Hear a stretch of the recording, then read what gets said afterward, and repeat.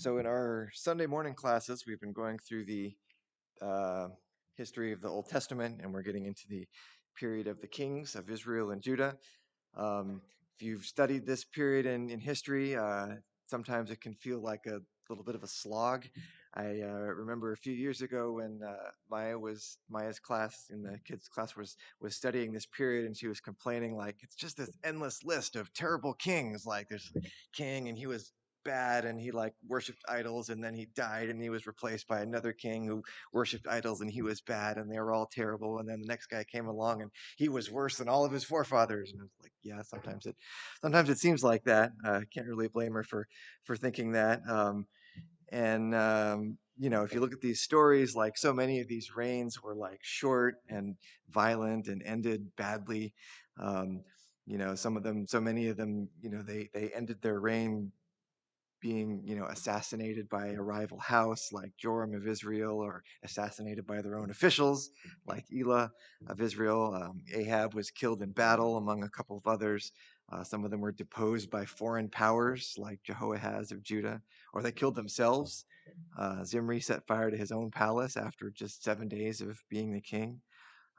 Even the kings from the line of David, God's chosen line of for to be the king, they didn't escape some of this carnage. Ammon was killed by his officials.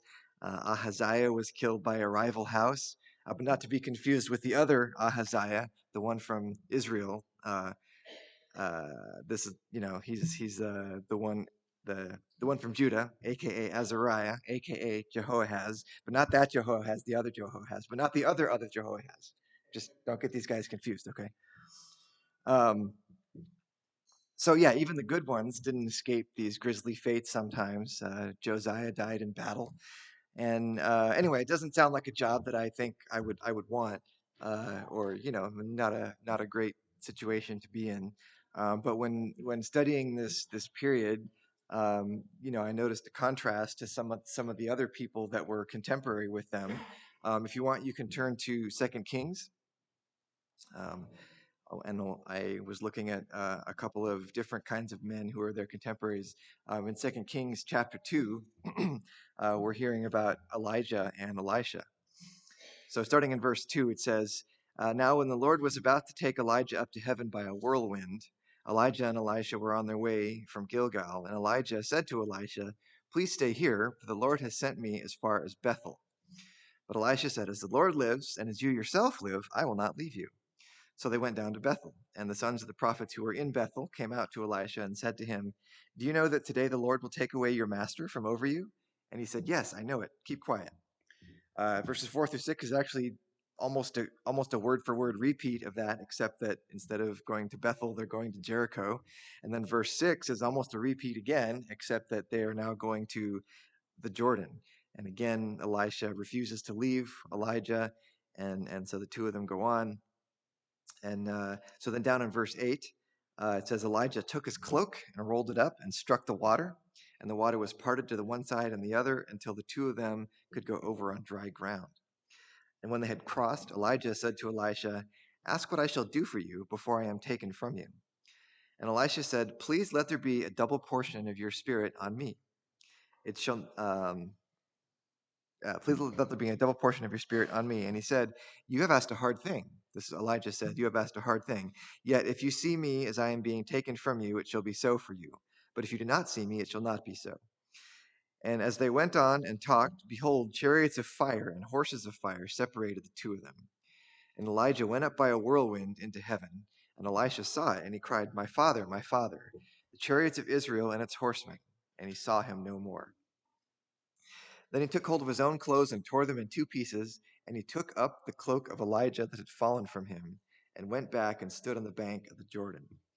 Then he took the cloak of Elijah that had fallen from him and struck the water, saying, Where is the Lord, the God of Elijah? And when he had struck the water was parted to the one side and to the other, and Elisha went over. Now when the sons of the prophets who were at Jericho saw him opposite them, they said, The spirit of Elijah rests on Elisha, and they came to meet him and bowed to the ground before him. So this is a remarkable contrast to how it went with the successions of most of the kings. Elijah, having been faithful and having accomplished the work that God gave him to do, And for his whole life, he was taken directly away to be with God. And then Elisha, having also been faithful to God and having been faithful to Elijah, uh, uh, and the work that he had, as a faithful servant to Elijah, he gets the blessing from Elijah, and then he gets a blessing directly from God. So this is a far cry from the competition and the bitter contempt and the greed that we see from some of these stories of the kings. Not that being a prophet was the safest of jobs of the Old Testament, but it sure is. It's interesting to see. There's something very satisfying about passing the mantle, so to speak, between generations. And when we think about how that applies to us now, we think about the Christians who have gone on before us, who have left us, who have left an influence on us, left their mark, left us legacies, and they left us work to do. And that mantle has to be picked up by us. We have been left blessings by the people who have gone on before us, and we've been left some work to do. And we have support from those around us in the church. Many of us come from Christian families, and they want to pass some of their spirit on to us, perhaps even a double portion.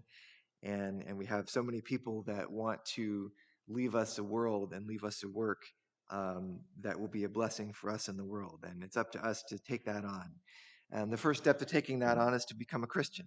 And if you haven't done that, you can take up that mantle today and be baptized. And if you already are a Christian, you can continue and commit to doing the work, and we can work with and learn from those who've gone on before us. So if you need the prayers of the church, then come forward as we stand and sing.